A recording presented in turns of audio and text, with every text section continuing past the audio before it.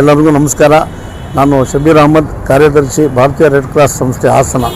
ಈ ದಿವಸ doctor Gururaj Hebbar memorial charitable trust ಹಾಗೂ ಭಾರತೀಯ ರೆಡ್ ಕ್ರಾಸ್ ಸಂಸ್ಥೆ ವತಿಯಿಂದ ರಕ್ತದಾನ ಶಿಬಿರವನ್ನು ಅವರ ಜನ್ಮ ದಿನಾಚರಣೆ ಅಂಗವಾಗಿ ಏರ್ಪಡಿಸಿದ್ದೀವಿ. ಹೀಗಾಗಿ ಎಲ್ಲ ಸಾರ್ವಜನಿಕರು ಬಂದು ಸ್ವಯಂ ಪ್ರೇರಿತವಾಗಿ ರಕ್ತದಾನವನ್ನು ಮಾಡ್ತಾ ಇದ್ದಾರೆ.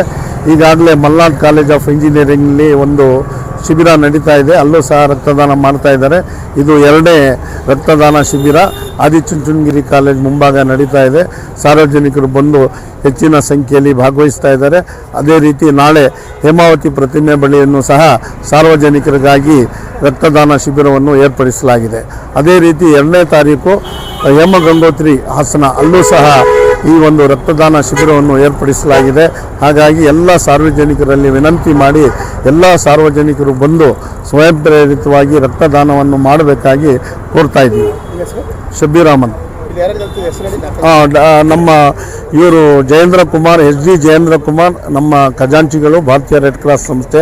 ಮತ್ತು ನಿರ್ದೇಶಕರಾದ ಗಿರೀಶ್, ನಿರ್ದೇಶಕರಾದ ಭೀಮರಾಜ್, ಮತ್ತು ಜಯಶ್ರೀ, ಮತ್ತು ಜಯಪ್ರಕಾಶ್ ಮತ್ತು ಡಾಕ್ಟರ್ G ಕಾವ್ಯ ಹಾಗೂ ಅವಿನಾಶ್, KT ಜಯಶ್ರೀ ಮೇಡಮ್ ಎಲ್ಲರೂ ನಾವು ಎಲ್ಲ ಇಲ್ಲಿ 108 ಹೈಲೈಟ್ ವಿಜಯ್ ಕುಮಾರ್ ಎಲ್ಲ ಇಲ್ಲಿದ್ದೀವಿ.